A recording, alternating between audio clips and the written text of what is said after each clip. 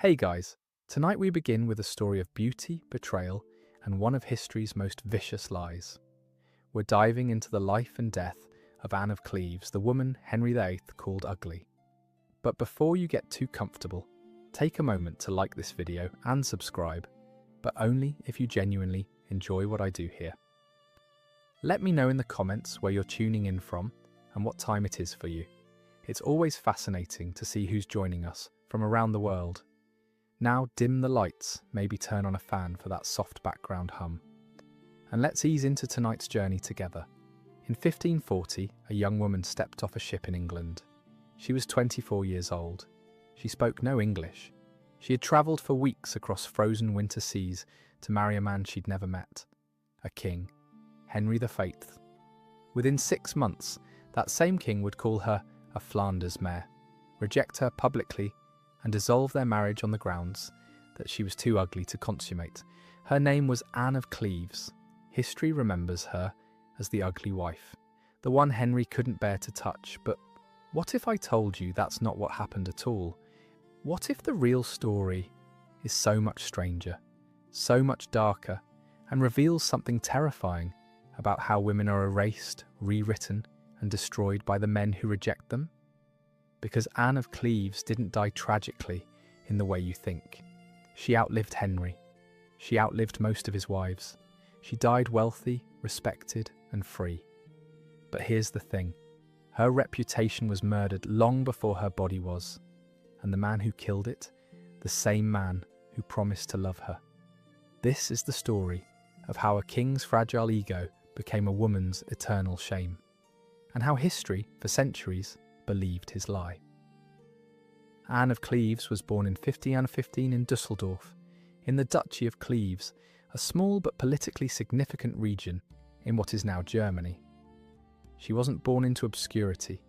Her father, John III, Duke of Cleves, was a powerful Protestant nobleman who walked a careful line between the Catholic Holy Roman Empire and the Protestant princes of northern Germany.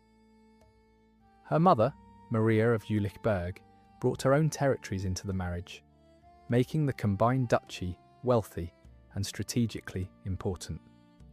Anne grew up in a world of diplomacy, alliances, and arranged marriages. She wasn't trained to be a queen. She was trained to be useful, a chess piece in the great game of European politics. Her childhood was strict, quiet, and deeply religious. The court of Cleves was nothing like the glittering, dangerous world of Tudor England. While Henry VIII's court blazed with masks, jousts, elaborate entertainments, and courtly love games, Cleves was austere. Protestant courts valued simplicity, modesty, and piety above all else.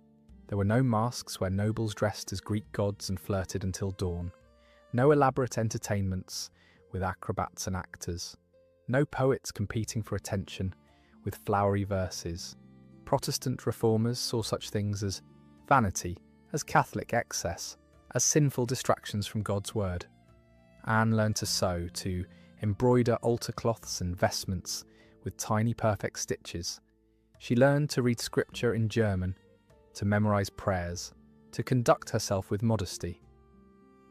She studied household management, the kind of practical skills that would make her a good wife to a German nobleman.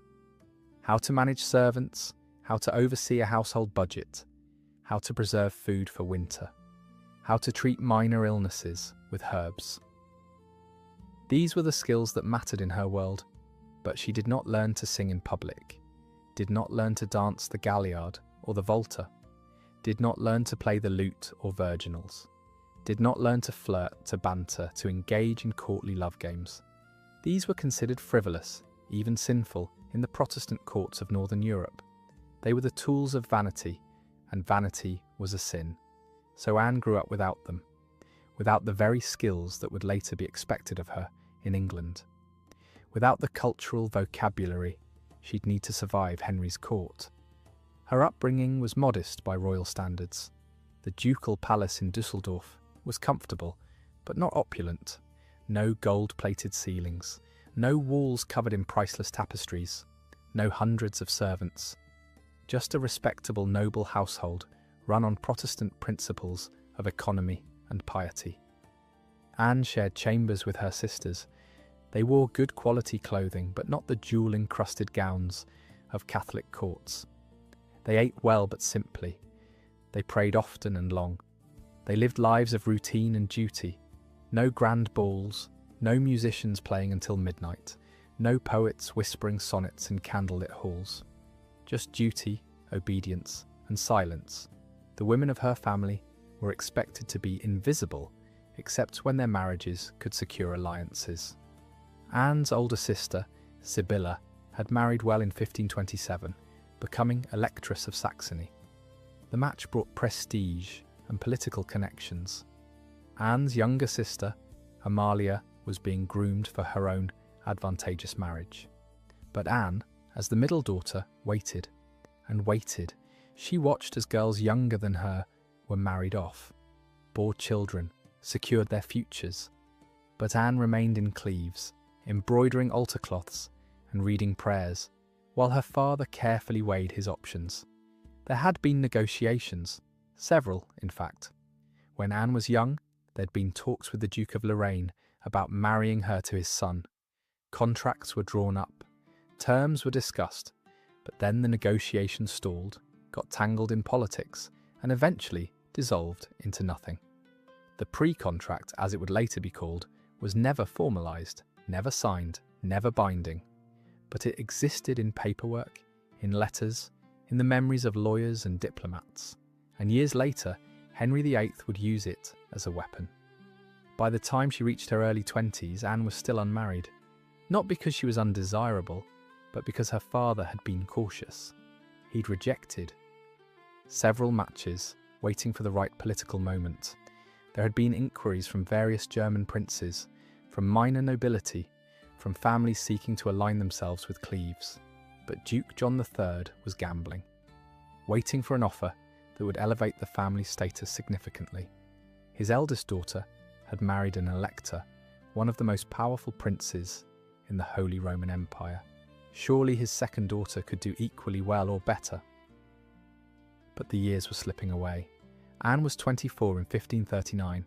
In the 16th century, a woman unmarried at 24 was becoming a problem. Whispers started. Was something wrong with her? Was she sickly, barren, difficult? Had she been ruined somehow? The truth was simpler and more political. Her father was gambling. And then, in 1539, the gamble seemed to pay off. Henry VIII of England, recently widowed after the death of Jane Seymour in October 1537, was looking for a new wife. Jane had died 12 days after giving birth to Edward, the son Henry had wanted for decades. He'd mourned her genuinely, more than any of his other wives, perhaps because she'd given him what he wanted before she died. But by 1539, 2 years later, he needed to marry again. He needed more sons. One son wasn't enough. Edward was sickly, prone to fevers and coughs. If he died, the succession would fall to Mary, Henry's daughter, by Catherine of Aragon, or Elizabeth, his daughter by Anne Boleyn. Both daughters, both female. Unthinkable in Henry's mind. He needed sons, plural, and for that he needed a wife. His chief minister, Thomas Cromwell, saw an opportunity beyond just breeding.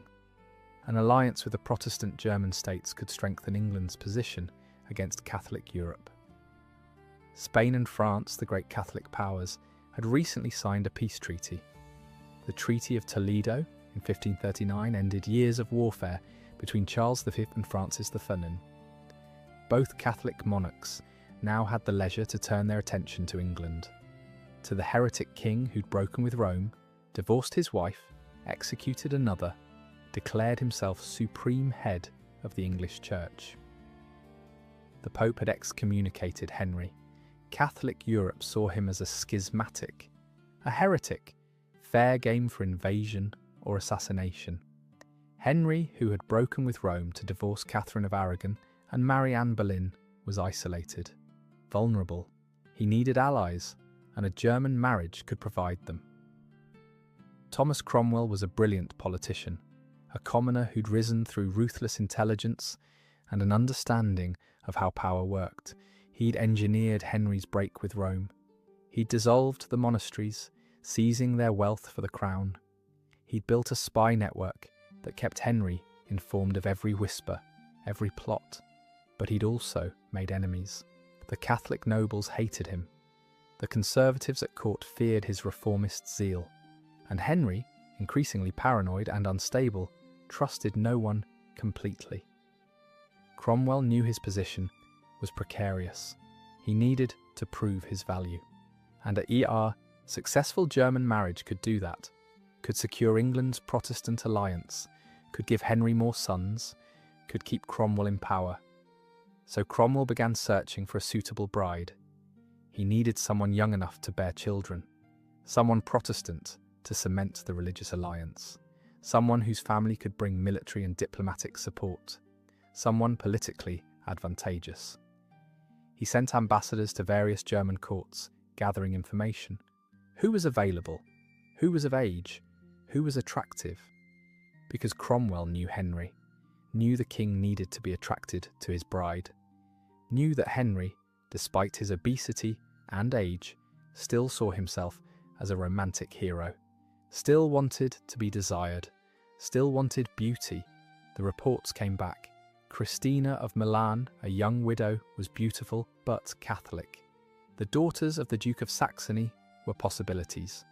And then there was Anne of Cleves, Anne whose father ruled a strategically important duchy, Anne whose brother was now Duke William, a moderate Protestant with connections throughout Germany. Anne, who according to reports was pleasant-looking, gracious, and well-mannered. The French ambassador had once said she was of medium beauty.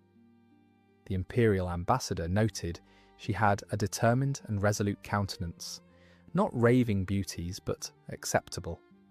And politically, the match was perfect. But there was one problem.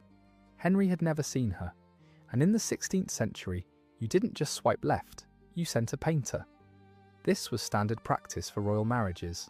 Portraits were exchanged like photographs, scrutinized for every detail. Hair colour, eye colour, facial features, body type, everything that mattered to a king choosing a wife. The problem was that portraits lied, or rather, they flattered. It was expected. You didn't paint a princess with her flaws showing. You didn't emphasise imperfections. You painted the ideal version, the version that would secure the match. Court painters knew this. Their job was to make their subjects look regal, attractive, marriageable. Too much realism could ruin a negotiation. Hans Holbein the Younger, one of the greatest portrait artists of the Tudor age, was dispatched to Cleves in summer 1539 to paint Anne's likeness. Holbein was known for his precision, his almost photographic realism. He'd painted Henry himself, had painted Thomas More, Thomas Cromwell, the great nobles of England. His portraits were masterpieces of observation, every detail captured, every texture rendered, the sheen of silk, the gleam of jewels, the texture of skin. He was perfect for the job, but he was also a court painter. He knew what was expected of him. He knew the portrait needed to be accurate enough, to be recognisable, but flattering enough to please a king. He arrived in Cleves and was given access to Anne. She sat for him, probably nervous, probably aware that her entire future depended on this painting. Holbein worked quickly, sketching, painting, capturing her features. He painted her face on, a three-quarter view that showed her features clearly. He dressed her in her finest clothes, a rich gown in the German style, heavy and elaborate with intricate embroidery. He placed a jewelled headdress on her head, elaborate and foreign-looking to English eyes. He positioned her hands carefully, folded demurely, showing her rings. And he painted her face with all his skill. What emerged was a portrait of a serene, pale woman with a high forehead, a fashion statement in that era achieved by plucking the hairline. Her eyes were calm, direct, meeting the viewer's gaze without coyness or seduction. Her nose was straight and fine. Her lips were closed in a neutral expression, neither smiling nor frowning. Her skin was pale and clear. Her bone structure was good. strong cheekbones, a firm jaw. She looked exactly what she was, a modest, well-born Protestant noblewoman, not a seductress, not a beauty in the Italian Renaissance style with flowing hair and knowing smiles, but not ugly either, just ordinary, dignified, composed. Holbein brought the portrait back to England in August 1539. He presented it to Henry at Windsor Castle, and Henry was smitten, or at least he convinced himself he was. He showed the portrait to his courtiers, who murmured approval. They'd learned long ago to agree with whatever Henry thought. He carried it with him, looked at it often, showed it to visitors. In his mind, he was already building a fantasy. This woman would be his salvation, his comfort, his companion. She would be grateful to marry a king. She would be modest, obedient, pious. Everything Anne Boleyn hadn't been. Everything Catherine Howard would later prove not to be. Anne of Cleves, in Henry's imagination, was perfect. She would give him more sons. She would be a good stepmother to his children. She would bring Protestant allies. She would admire him, desire him, see him as the dashing king he still imagined himself to be. The negotiations moved quickly. Thomas Cromwell pushed hard for the match, seeing it as crucial to England's security. The marriage contract was signed in September 1539. Terms were agreed. Anne's dowry was set.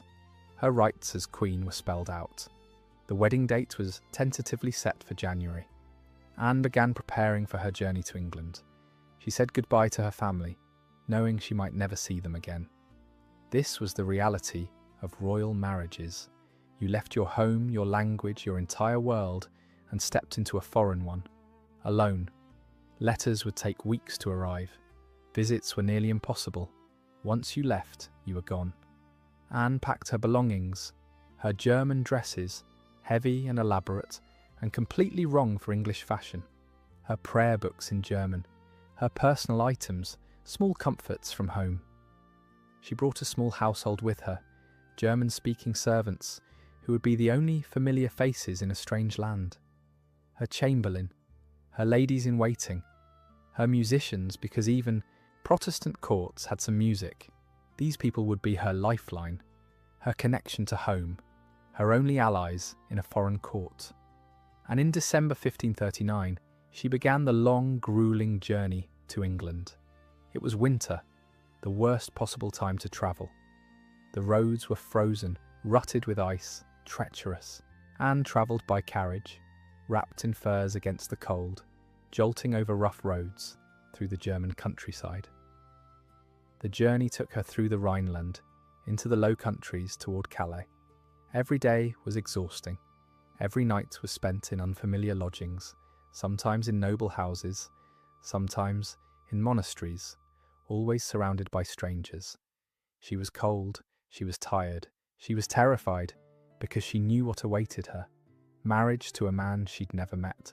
A man who'd divorced one wife, executed another, lost a third to childbirth. A man whose reputation was fearsome even in distant Germany. A man who was king, who held absolute power, who could destroy her with a word. The journey took weeks. By the time Anne reached Calais in early December, she was exhausted. But Calais, still an English possession, offered some relief. She was greeted by English nobles sent to escort her. She was lodged in the finest house available. She was given a chance to rest, to recover, to prepare for the final leg of her journey. But then the weather turned. Storms rolled in from the Channel. The seas became impassable. Ships couldn't sail. Anne was trapped in Calais for weeks, waiting for the weather to clear. Christmas came and went. She celebrated it in a foreign town, surrounded by English-speaking strangers, wondering if she'd ever make it across the water. Wondering if Henry would grow impatient. Wondering if the marriage would be called off. Meanwhile, in England, Henry was growing impatient. He'd expected his bride by Christmas. He'd planned celebrations, entertainments, a grand welcome. But Anne was stuck in Calais, and there was nothing anyone could do about it. The weather had to clear. Finally, on December 27th, The seas calmed enough for passage. Anne and her household boarded ships and crossed the channel. It was rough. The ships pitched and rolled. Anne, who'd never been on a ship before, was violently seasick. She spent the crossing below deck, vomiting into buckets, praying to survive. When they finally landed in Deal, Kent, late on December 27th, Anne could barely stand, but she was in England, on English soil for the first time. There was no turning back now. She was met with pageantry. Cannons fired in salute, the booms echoing across the water. Nobles bowed. The Archbishop of Canterbury, Thomas Cranmer, greeted her formally in Latin, a language she understood better than English. She smiled, nodded, tried to understand what was happening, tried to hide her exhaustion, her fear, her nausea. Musicians played, banners waved. It was meant to be welcoming, but it was overwhelming. Too many people, too much noise, too much expectation, and Henry wasn't there. He was waiting in Greenwich, unable to contain his excitement, eager to meet his new bride. Anne was escorted to Rochester, about 30 miles from London, where she would rest before her grand entry into the capital. She was lodged in the bishop's palace, given the finest chambers, attended by English ladies who didn't speak German, and German ladies who didn't speak English. Communication was halting, awkward, done through gestures and the few words of Latin they shared. Anne spent her first days in England trying to recover, trying to learn a few English phrases, trying to understand what would be expected of her. Her ladies tried to prepare her, tried to explain English customs, but there was so much she didn't know, so many unspoken rules, so many ways to fail without even knowing you were failing. And then on January 1st, 1540, everything went wrong. Henry VIII, at 48 years old, was no longer the golden prince of his youth. The man who'd once been called the handsomest prince in Christendom was gone, replaced by something bloated and terrifying. He was obese, his waist measuring 54 inches, requiring special reinforced chairs to hold his weight. His leg ulcerated and oozing from an old jousting injury, sustained in 1536 that had never properly healed. The wound was kept open deliberately by his physicians, who believed it released bad humours from his body. It smelled. It leaked pus and blood. It had to be dressed daily with poultices and bandages. It caused him constant pain and made him irritable, paranoid, and violent. His temper was volatile, swinging from jovial to murderous in moments. He had buried 3 wives. Catherine of Aragon, divorced after 24 years and exiled, dying alone in 1536. Anne Boleyn, executed in 1536 on charges of adultery and treason that were almost certainly false. Jane Seymour, dead in 1537 from childbed fever, 12 days after giving Edward. He was desperate for more sons, paranoid about his legacy, and increasingly unstable. His courtiers walked on eggshells around him, never knowing when a joke would be met with laughter or with a trip to the Tower. People who'd been his friends one day were executed the next. Thomas More beheaded. John Fisher beheaded. The Carthusian monks hanged, drawn, and quartered for refusing to acknowledge him as supreme head of the church. But he still fancied himself a romantic, a lover, a knight. He still read romances, still imagined himself as a courtly lover from the tales of King Arthur. So when Anne arrived in England, Henry decided to do something chivalric, something romantic, something out of the courtly romances he adored, the stories of knights disguising themselves to test their ladies' true feelings. He would surprise her, disguised like a knight in a tale. It was a fantasy he'd played out before, with Anne Boleyn in the early days of their courtship, when she'd laughed and played along, recognising him through his disguise and swooning, appropriately. But Anne of Cleves wasn't Anne Boleyn. She didn't know the game. She didn't know English courtly love traditions. She didn't know she was being tested. It was January 1st, 1540, New Year's Day. Anne was staying at Rochester, resting before her grand entry into London, scheduled for January 3rd. She was in her chambers, probably exhausted, possibly worried about the meeting to come. She'd been in England less than a week. She spoke perhaps a dozen words of English. Her servants were helping her dress, teaching her a few English phrases. Good day. Thank you. My lord. Simple things. Outside her window, a bull baiting was taking place in the courtyard, a common entertainment where dogs attacked a chained bull until one or the other died. It was brutal, bloody, the kind of thing Protestant courts in Germany would never allow, but it was standard English entertainment. Anne, curious or perhaps just trying to distract herself from her anxiety, stood at the window, watching. Henry, unable to wait until the official meeting, rode out from Greenwich with a small party of men. They were all dressed in plain cloaks, like common travellers, nothing to identify them as king and courtiers. Henry was excited, gleeful even. This was going to be romantic, surprising. His new bride would see through his disguise, would recognise him by his kingly bearing, and would be overcome with joy. He burst into her chamber unannounced, striding across the room with the confidence of a man who expected to be recognised by his sheer kingliness. He expected her to gasp, to see through the disguise, to recognise him by his bearing, his majesty, his presence. This was the fantasy, the test. Would she know her true love even in disguise?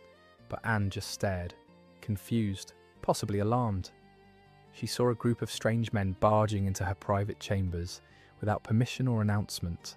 One of them was huge, massive, taking up space like a piece of furniture. He was sweating despite the cold. He was limping. He smelled of infection, an old wine, an unwashed body. His clothes, though fine underneath the cloak, were dishevelled. His face was red and bloated. He was staring at her with an intensity that made her deeply uncomfortable. She didn't recognise Henry. Why would she? She'd only seen Holbein's portrait, which had been painted of a younger, thinner Henry, and which, like all court portraits, had been generous.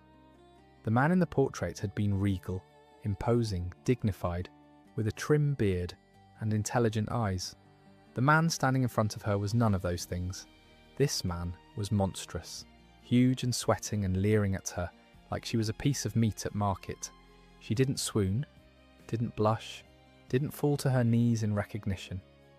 She simply looked at this sweaty, limping stranger and politely turned back to the window, back to the bull baiting, waiting for this bizarre intrusion to end.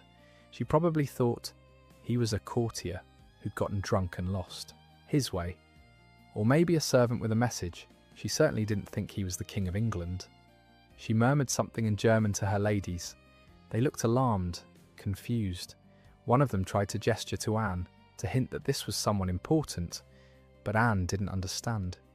She just wanted these strange men to leave, so she could continue preparing for her meeting with the king. Henry was devastated. His ego, already fragile from years of being told he was magnificent, while his body betrayed him, shattered. This wasn't how it was supposed to go. In the stories, in the romances he'd read and loved, the lady always recognised her true love. Always, no matter the disguise. True love couldn't be hidden. But Anne had looked at him and seen nothing. No spark, no recognition, no desire, no joy. Just confusion, and maybe a hint of disgust. She turned away from him, dismissed him, rejected him, and in front of his courtiers, in front of witnesses, he retreated quickly, his face burning with humiliation and rage. He rode a short distance away, changed into full royal dress with his chains of office and jewelled doublet, and returned. This time, Anne knew who he was. This time, her ladies-in-waiting had frantically explained what had happened, that the strange fat man had been the king, that she'd failed to recognise him, that she'd committed a terrible error. Anne, mortified and terrified, did everything she could to make amends. She fell to her knees, she kissed his hand. She greeted him with all the respect due a king. Her face was pale with fear. She was gracious, respectful, dignified. She smiled though her hands shook, but the damage was done, irreversible. Henry had been rejected, not by her words, not intentionally, but by her lack of recognition, her failure to see him as the man he imagined himself to be, the dashing prince, the romantic hero, the king whom any woman would instantly recognize and desire. And for that failure, for that unintentional humiliation, she would pay. For the rest of her life, she would pay. Later that night, back in his chambers, Henry exploded. He raged to Thomas Cromwell, to his privy councillors, to anyone who would listen. She was nothing like her portrait, nothing like he'd been promised. She was ugly, plain, unattractive. He felt deceived, betrayed. He told his courtiers he was not pleased, that she was nothing so fair as she hath been reported, that he liked her not well. He even complained about her body, saying she had ill smells about her, and that he could not bring himself to touch her, much less consummate a marriage. He ranted about her clothes, which were German in style, heavy and elaborate, and completely different from English fashion. He mocked her accent when she tried to speak the few English words she knew. He mocked her manners, her inability to dance or play instruments, her foreignness. He found fault with everything. Her face was too long, her skin too sallow, her body too flat, lacking the curves he preferred. She wasn't the woman in Holbein's portrait. She wasn't the fantasy he'd built in his mind. And so, she became ugly. But here's the thing. No one else seemed to notice what Henry claimed to see. Ambassadors described Anne as pleasant-looking, dignified and well-dressed. The French ambassador wrote that she was of medium beauty and pale complexion. Not a raving beauty, but not ugly either, just ordinary. The imperial ambassador noted she had a determined and resolute countenance, and carried herself well.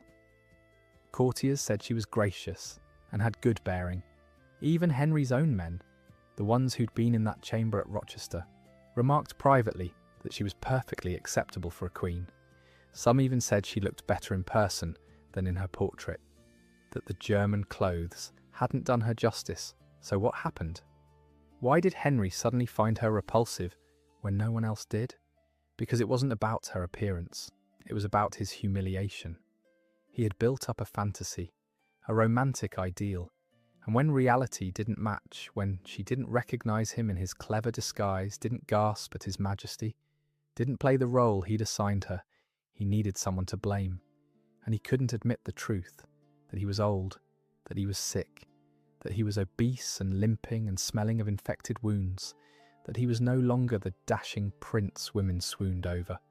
So he made it her fault, made her ugly, made her the problem. And so Anne of Cleves became ugly. Not because she was, but because Henry needed her to be, because his ego couldn't survive the alternative.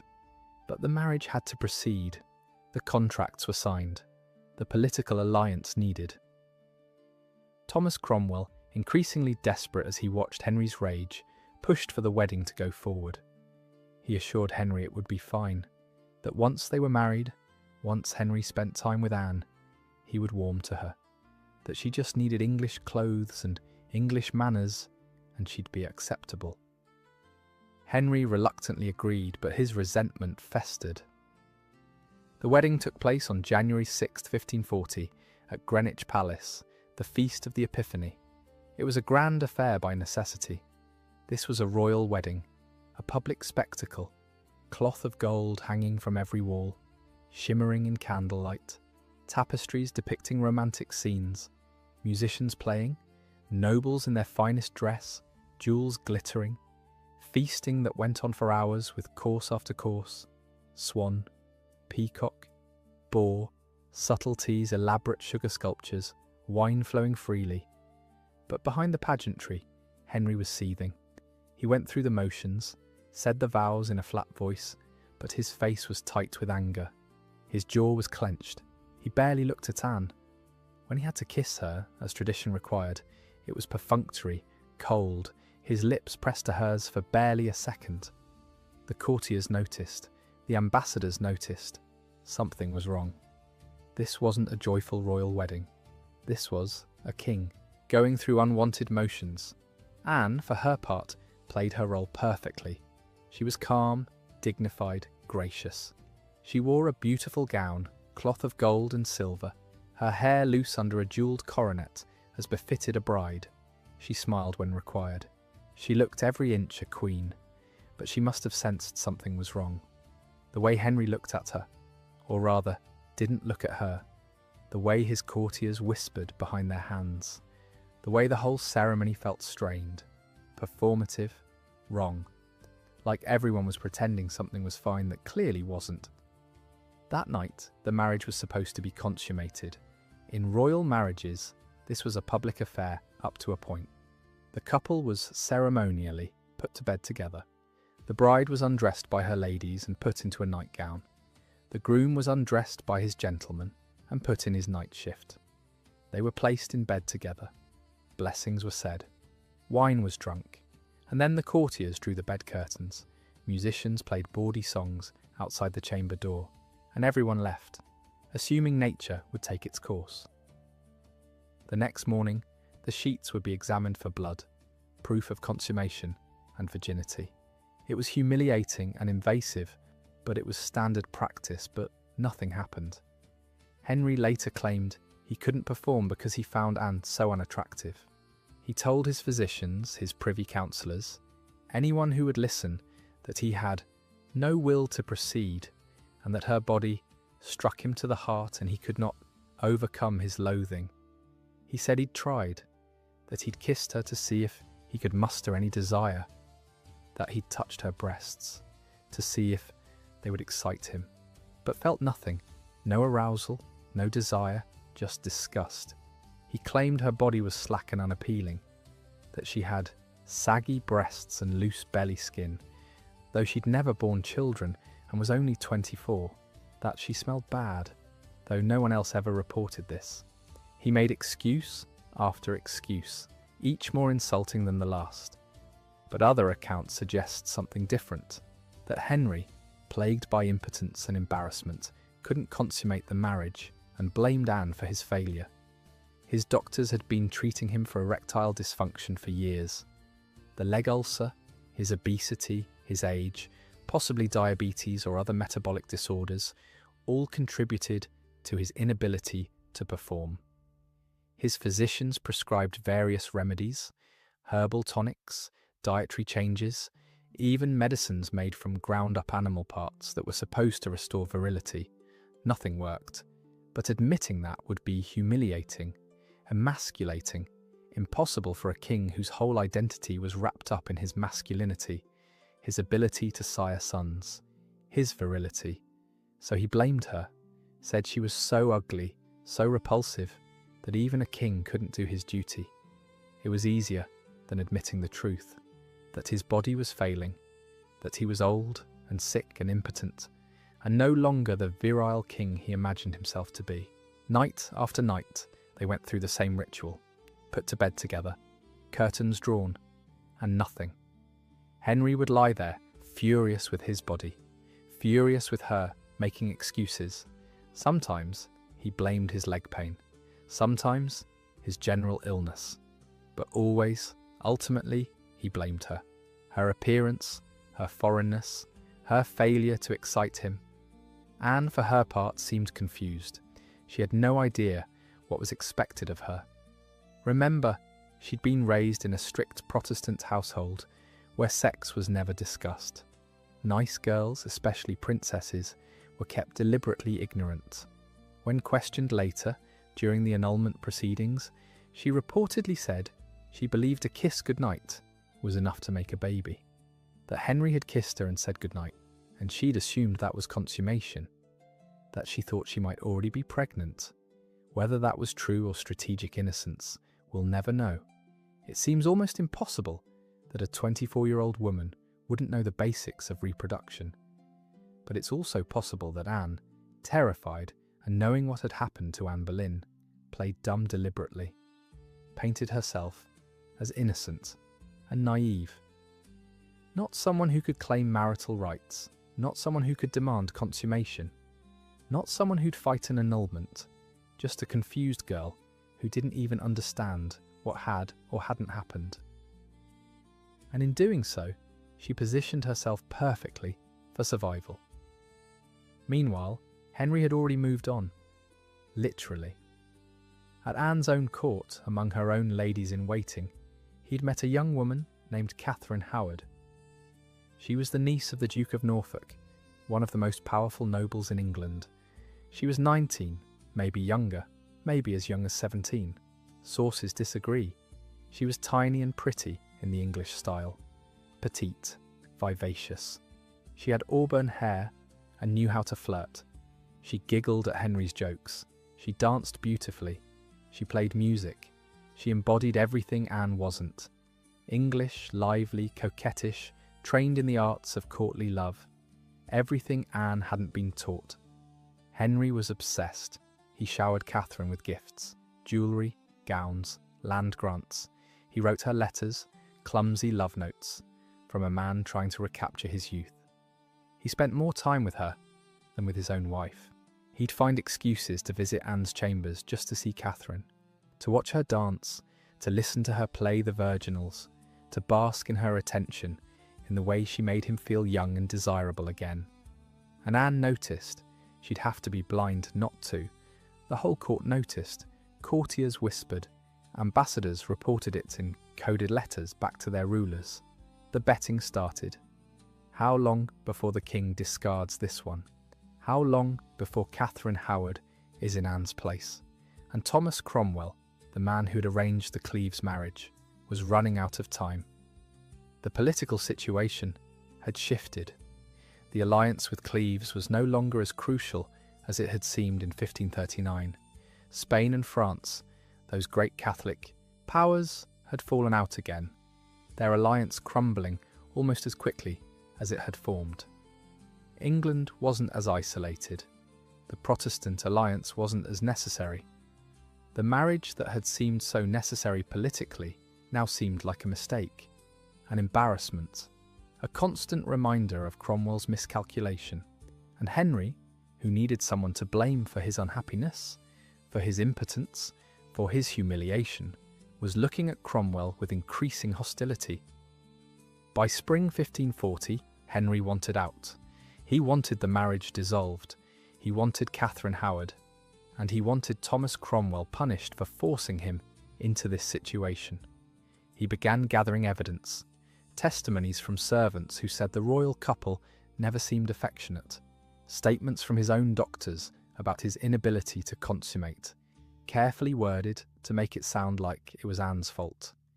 Anything to prove the marriage had never been consummated and was therefore invalid. He also resurrected the old pre-contract with the Duke of Lorraine, claiming Anne had been betrothed before and therefore couldn't legally marry him. It was flimsy. The pre-contract had been discussed but never formalised, never signed, never binding. But it didn't matter. Henry was king. And in June 1540, the trap was ready to spring. Anne was summoned to Richmond Palace.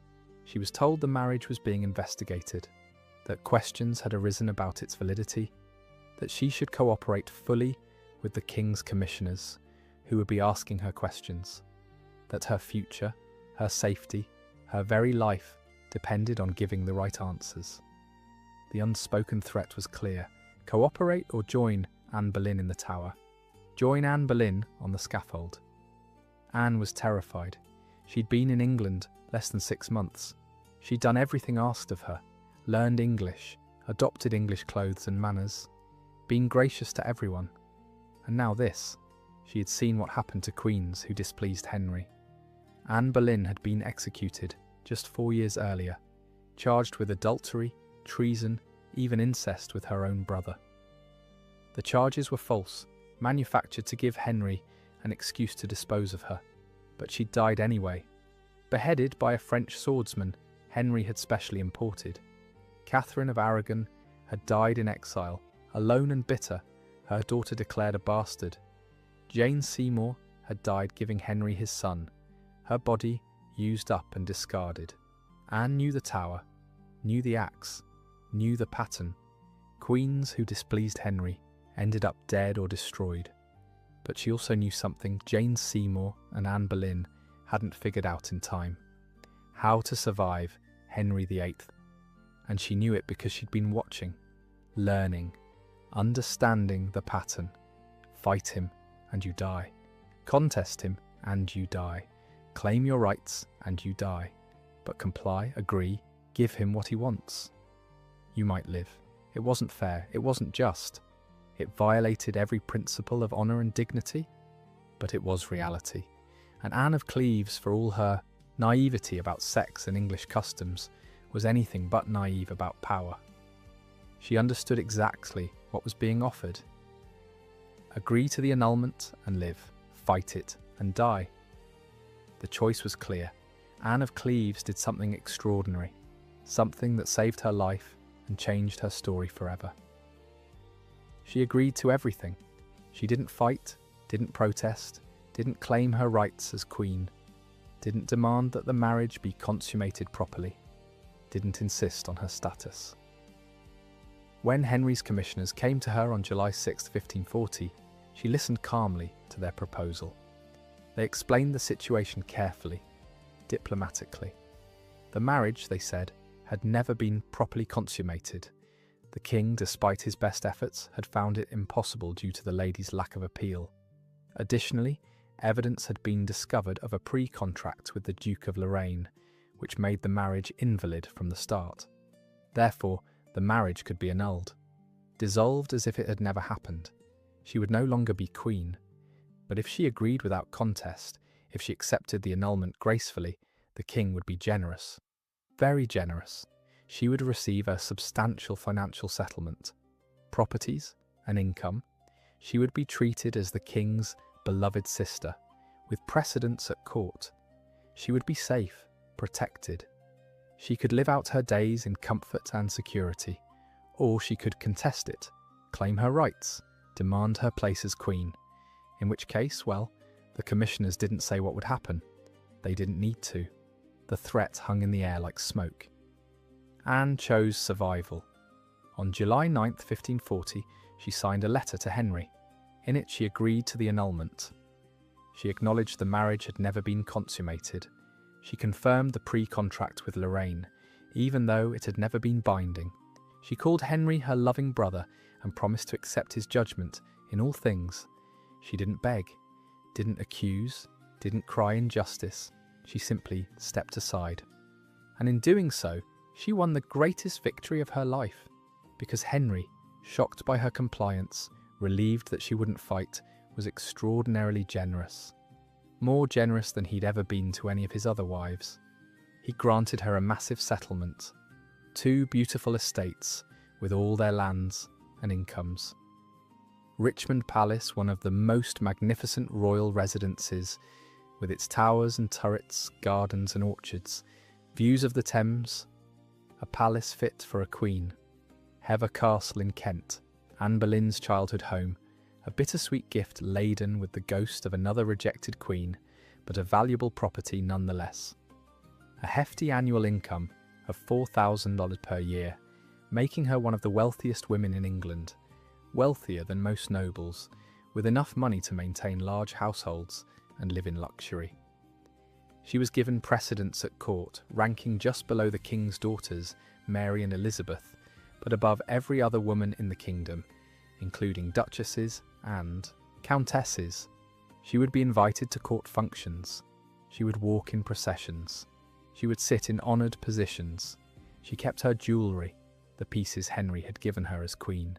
She kept her clothes, her furnishings, her household goods, and she kept her title as the king's beloved sister, a face-saving designation that allowed her to remain at court without embarrassment or shame, that gave her status and protection. And most importantly, most critically, she kept her head. She kept her life. The annulment was finalised by Parliament on July 12, 1540. Anne of Cleves was no longer queen, but she was free, and she was rich, and she was alive. And in Tudor England, for a woman who'd been married to Henry VIII, that was an astonishing, almost miraculous outcome. She moved into Richmond Palace in August 1540 and began a life that was, by all accounts, remarkably peaceful. She decorated her homes with beautiful tapestries and fine furniture imported from the continent. She threw dinner parties for nobles and scholars, becoming known as a gracious hostess. She played cards endlessly, a passion that would last her entire life, often playing for small stakes with her ladies or with visiting nobles. She kept lapdogs, little spaniels that she doted on, and singing birds in elaborate cages.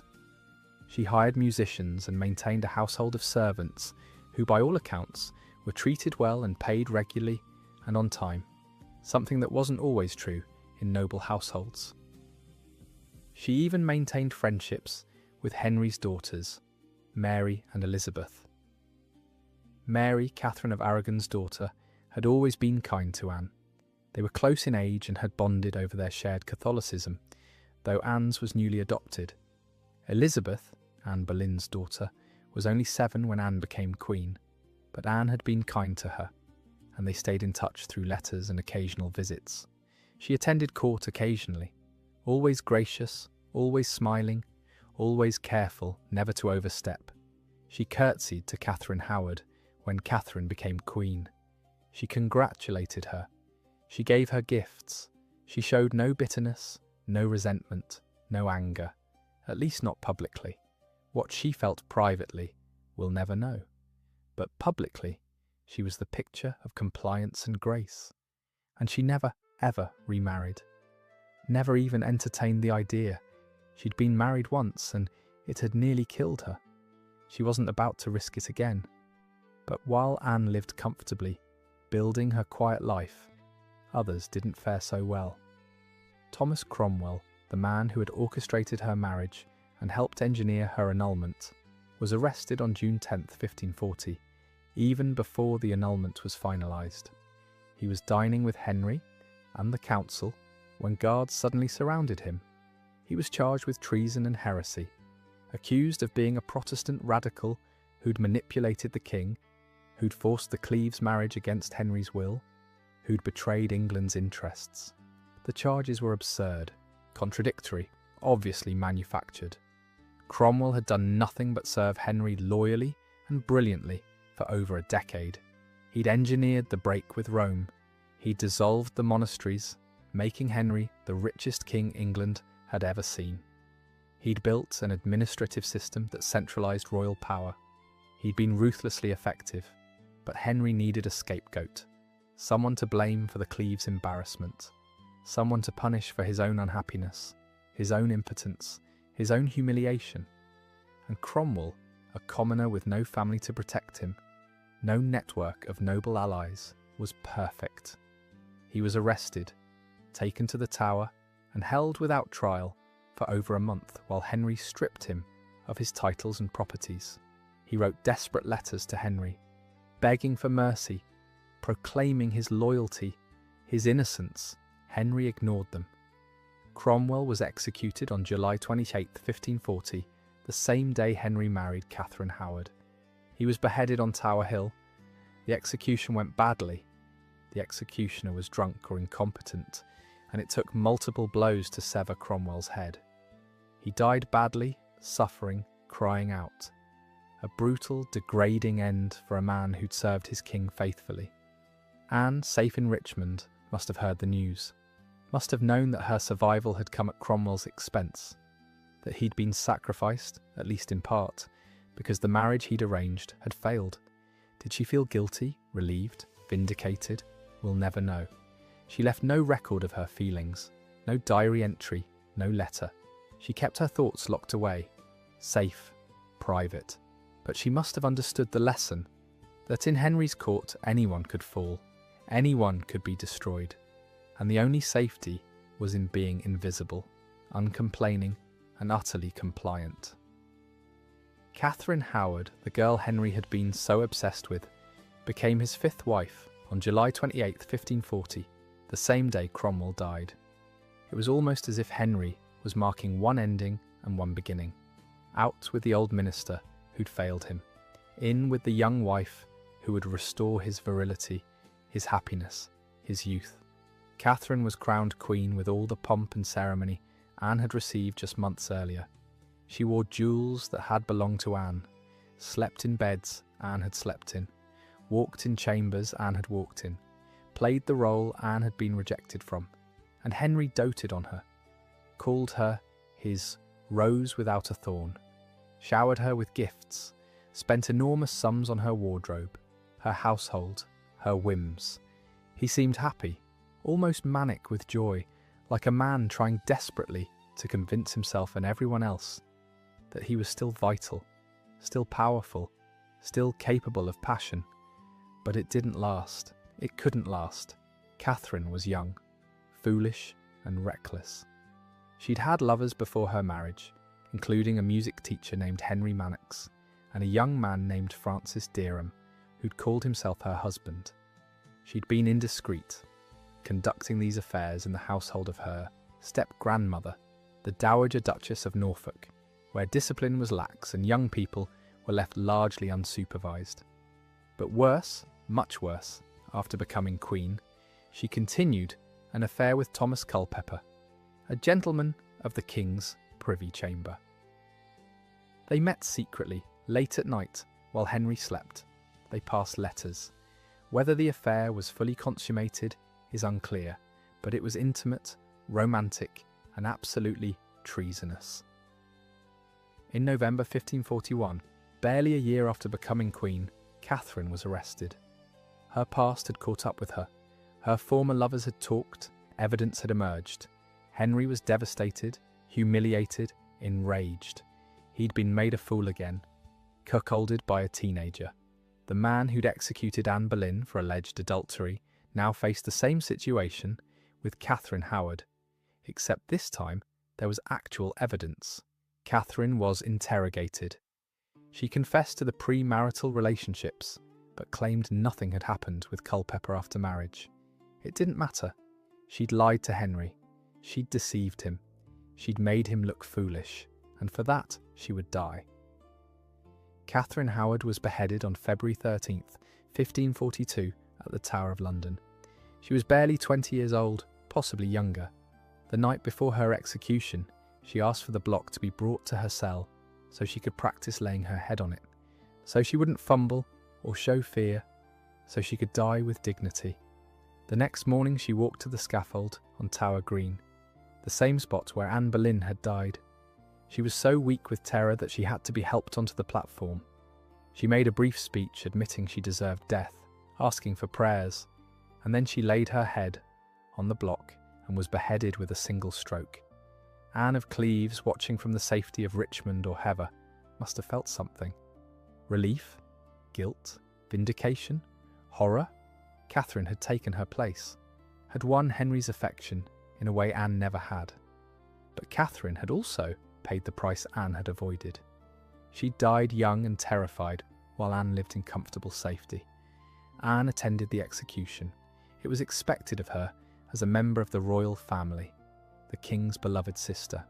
She stood among the courtiers and watched the girl who had replaced her lose her head, watched the blood pool on the scaffold, watched the body carried away in a cheap wooden coffin, and then she went home, back to Richmond, back to her cards and her dogs, and her quiet, unglamorous survival, back to the life she'd chosen over queenship. And she never spoke publicly about Catherine Howard, never wrote about her, never acknowledged what she must have felt, because speaking meant risk, and Anne had learned that silence was survival. Henry married once more. Catherine Parr, a twice-widowed noblewoman, became his sixth and final wife on July 12, 1543. She was 31, intelligent, educated, and most importantly, she survived him. She knew how to manage Henry's moods, how to nurse his festering leg, how to hide her Protestant sympathies when necessary, how to stay just important enough to be valued but never threatening enough to be dangerous. She was careful, cautious, diplomatic. She survived by being everything Henry needed: nurse, companion, stepmother to his children. Not passionate, not romantic, just useful. And in 1547, when Henry finally died, Catherine Parr was free. She married her true love, Thomas Seymour, within months of Henry's death. Henry VIII died on January 28, 1547, at the Palace of Whitehall in London. He was 55 years old. His body was bloated, infected, poisoned by his own wounds and his own rage. His leg had finally killed him, the infection spreading through his body until even his physicians gave up. They tried everything. Poultices, leeches, bloodletting, prayers, nothing worked. Henry died in agony, thrashing and crying out, his massive body soaked with sweat and pus. He died alone except for servants, none of his children present, none of his wives. Well, Catherine Parr was there, dutifully attending him. But Anne of Cleves was not. She was at Richmond, safe, waiting for news. When word came that the king was dead, Anne must have felt an enormous wave of relief. The man who could have killed her with a word was gone. She'd outlived him. She'd won. She was 31 years old, wealthy, free, and alive. And she would remain that way for another 10 years. 10 quiet, peaceful, uneventful years. The best years of her life, perhaps. Years without fear, without needing to please anyone, without walking on eggshells or watching every word. Just years of living. When Edward VI, Henry's son by Jane Seymour, became king at age 9, Anne stayed loyal. She attended his coronation on February 20th, 1547, wearing rich gowns and jewels, standing among the nobles, showing her support for the new regime. She sent him gifts on his birthdays and at Christmas. Expensive gifts, plate, jewels, fine cloth, showing her wealth and her loyalty. Edward, guided by Protestant advisers, continued his father's religious reforms, breaking more thoroughly with Rome, embracing more radical Protestant theology. Anne, who'd been raised Protestant, must have approved, though she kept her opinions private as always. When Mary the Fils, Henry's eldest daughter by Catherine of Aragon, took the throne in 59-53 after Edward's death, and after the failed attempt to place Lady Jane Grey on the throne, Anne adapted again. Mary was Catholic, fiercely, devotedly Catholic. She was determined to restore Catholicism to England, to undo all the reforms, to bring England back to Rome. And Anne, ever pragmatic, converted back to Catholicism. She attended Mass publicly. She made shows of devotion. She had Catholic priests in her household.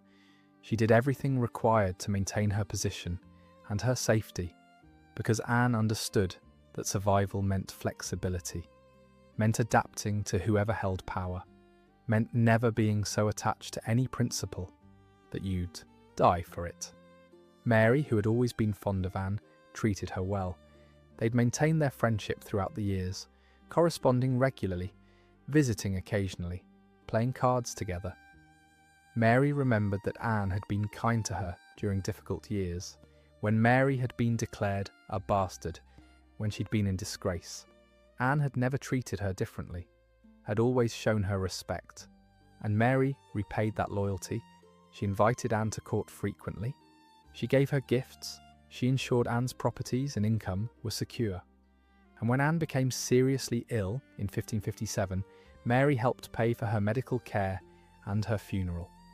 By 1557, Anne's health was failing. She was in her early 40s, which was considered old by Tudor standards. Life expectancy for those who survived childhood was maybe 50 to 60 if you were lucky, wealthy, and avoided infections. Anne had been lucky. She'd avoided the infections, the plagues, the childbed fevers that killed so many women. But now her body was giving out. She suffered from what contemporary sources describe vaguely as a long illness. They mention pain, weakness, wasting. Modern historians suspect cancer, possibly of the stomach or liver, based on the symptoms described. In the 16th century, cancer wasn't understood. They called it a growth or corruption and could do nothing about it. There was no treatment, no surgery except the most primitive kind, no pain management except alcohol and opium-based medicines that dulled the senses but couldn't stop the disease. Anne spent her final months at Chelsea Old Manor, one of her properties. She was bedridden, attended by her servants and her physicians, who could do nothing but make her as comfortable as possible. She wrote her will in March 1557, while she was still well enough to think clearly, to dictate her wishes, to ensure her affairs were in order. It was a detailed, practical document that reveals a woman who cared about the people around her, even as she prepared for death. She left specific amounts of money to her servants, naming them individually and specifying amounts based on their years of service. Her chamberlain received a substantial sum. Her ladies-in-waiting received money and personal items. Her lower servants, down to the laundry maids and kitchen boys, all received something. She was generous, fair, ensuring that the people who'd served her faithfully would be provided for. She left jewellery to Mary and Elizabeth. To Mary, who was now Queen, she left a ruby and pearl necklace that had been a gift from Henry.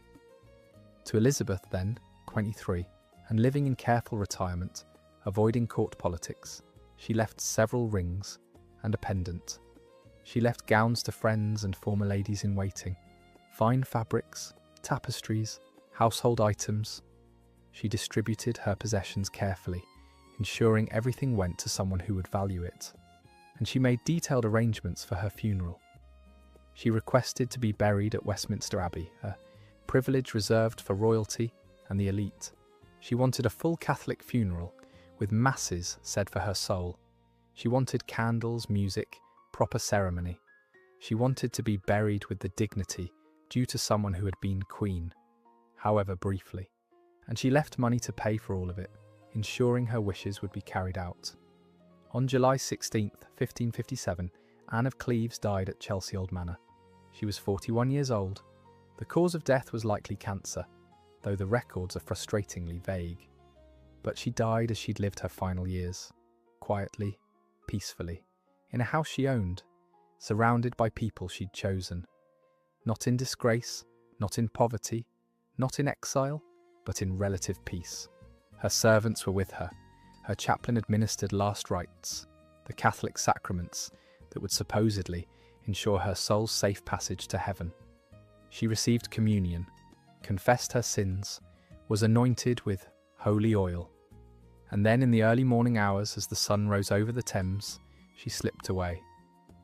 No drama, no final words recorded for posterity, no speeches or declarations, just a quiet ending to a quiet life. A life that had been saved by submission, preserved by compliance, extended by strategic invisibility. Her funeral was held at Westminster Abbey on August 4, 1557, nearly 3 weeks after her death. In summer heat, bodies had to be buried quickly or sealed in lead coffins, which is likely what happened with Anne. The delay suggests careful planning, a proper state funeral, not a rushed burial. It was a grand affair, befitting someone of her status. Mary I, the Queen, paid for much of the ceremony out of the royal purse, a final act of friendship and respect. Anne's coffin, draped in black velvet and decorated with her coat of arms, was carried in procession through London streets. Bells tolled at every church as the procession passed. Mourners lined the streets, not because Anne had been particularly beloved, but because royal funerals were public spectacles, events people turned out to witness.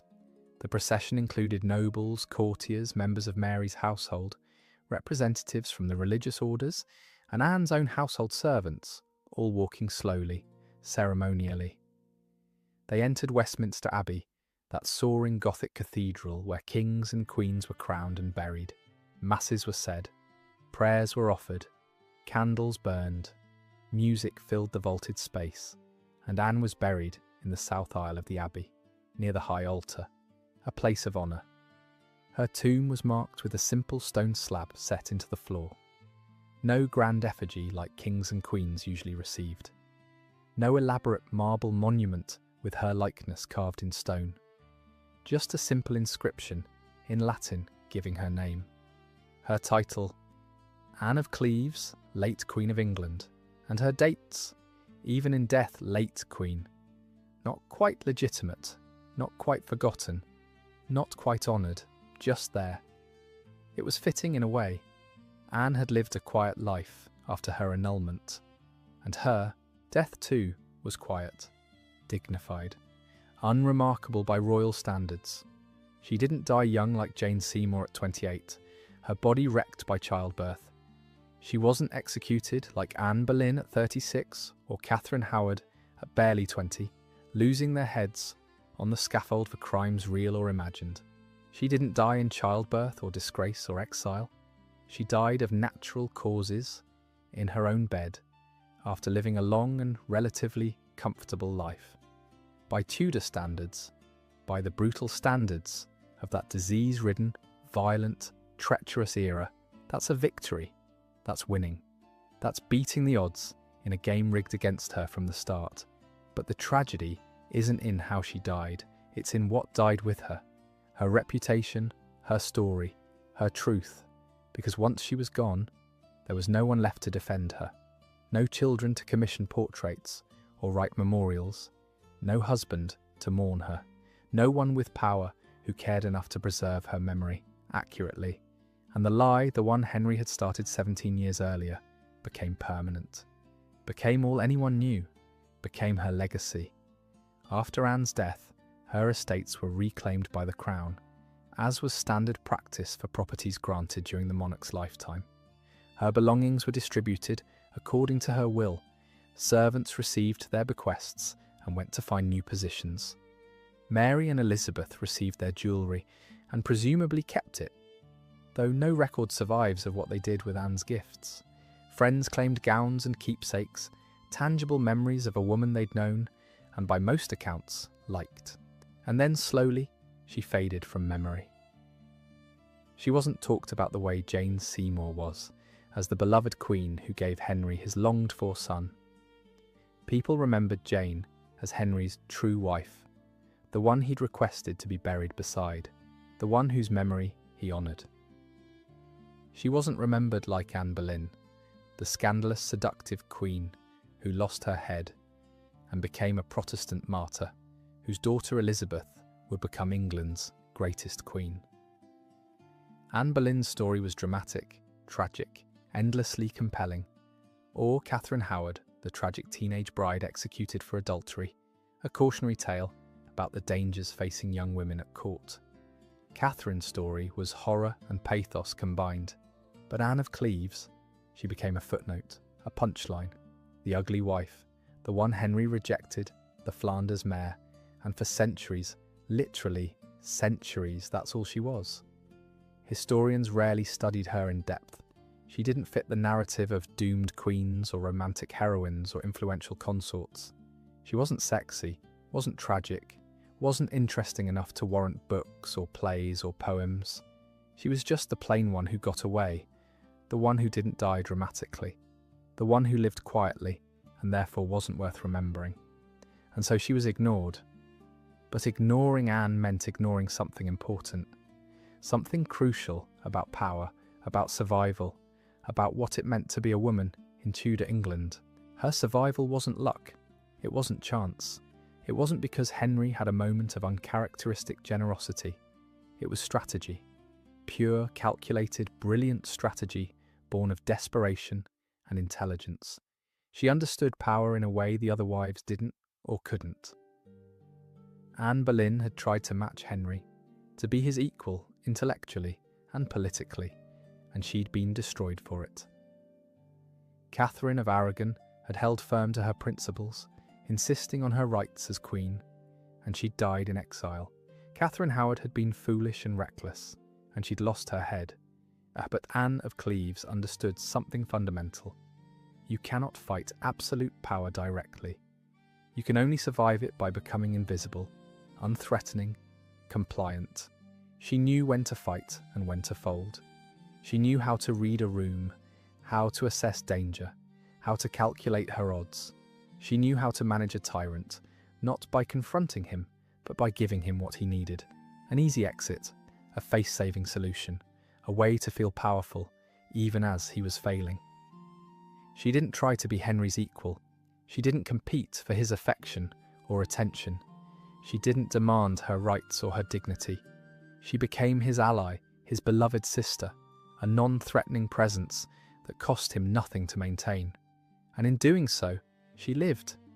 That's not a small thing, That's not cowardice or weakness. That's survival. That's understanding that living to fight another day is sometimes the only option available. But it's not the kind of story that gets told. Because it's not dramatic. It's not romantic. There's no passion, no declarations of love, no tragic final scene with a dying queen cursing her enemies or proclaiming her innocence. It's just smart, just practical, just survival. And history, unfortunately, doesn't always reward smart. It rewards spectacle. It rewards drama. It rewards women who suffer beautifully and die tragically. Anne of Cleves gave us no spectacle. She gave us survival. And for that, for choosing life over dramatic death, she was erased. Reduced to a single insult that wasn't even true. The ugly wife. That's what 500 years of historians focused on.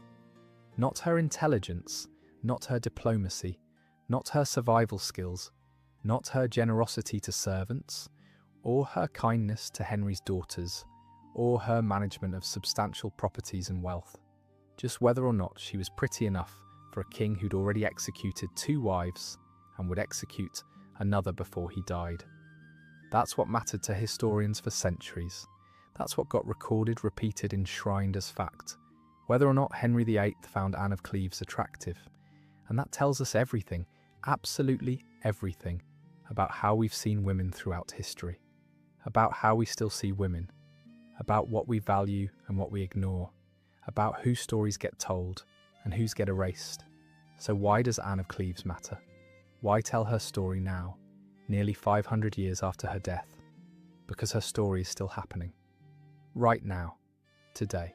In every corner of the world, women are still judged by their appearance before anything else. Still discarded when they don't meet impossible, arbitrary standards of beauty. Still blamed for the failures of the men who reject them. Still called ugly, difficult, bitchy, too much, not enough when they don't perform femininity correctly, when they don't smile enough or smile too much, when they're too assertive or too passive. Still erased when they don't fit the narrative we want, the story we're comfortable telling. Anne wasn't ugly, but she was called ugly by a man with power, and that became her legacy. That became her truth in the historical record. And think about how many women since then have had the same experience. How many women have been written off as bitter, difficult, or unattractive simply because they didn't play the role expected of them, because they challenged someone with more power, because they failed to flatter the right man at the right time. Think about how many times a woman's worth has been reduced to her face, her body, her desirability to men. How many times her accomplishments have been ignored, her intelligence questioned, her survival dismissed because someone decided she wasn't pretty enough, young enough, feminine enough. Anne of Cleves is a mirror, and what we see in her is every woman who has ever been dismissed, diminished, or destroyed by a lie she couldn't fight. Every woman who's been called ugly when she was inconvenient. Every woman who's been erased from history because her story didn't fit the dramatic narrative we wanted to tell. But Anne also shows us something else, something powerful, something we need to hear. That survival is its own form of resistance, that you don't have to be loud to be strong, that you don't have to fight every battle to win the war, that sometimes the smartest thing you can do is step aside, take what's offered, and live. Live on your terms, live quietly, live well.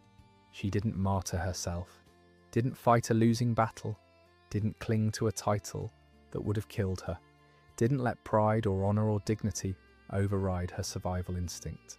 She let go. And in letting go, in choosing life over queenship, she won. That's a lesson we don't hear enough. Our culture glorifies fighting to the death, standing your ground no matter what, never backing down, never compromising, never admitting defeat. And sometimes that's right. Sometimes that's necessary. Sometimes fighting is the only option. But sometimes backing down is survival. And survival when you're facing impossible odds, when you're facing a system designed to destroy you, when you're facing a man like Henry VIII with absolute power and zero accountability, is victory. Anne of Cleves understood that. She understood it better than Anne Boleyn, who fought for her innocence and died. Better than Catherine Howard, who panicked and died. Better than Catherine of Aragon, who held firm to her principles and died in exile, alone and bitter, having won nothing but the moral high ground. Anne of Cleves looked at her options, assessed the risks, and chose life, chose freedom, chose herself, and she lived. For 10 more years after Henry died, she lived. Rich, comfortable, autonomous, free.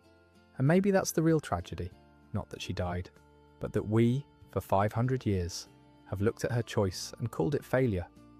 Called her the wife who wasn't good enough, the queen who was rejected, when we should have been calling her the smartest person in the room.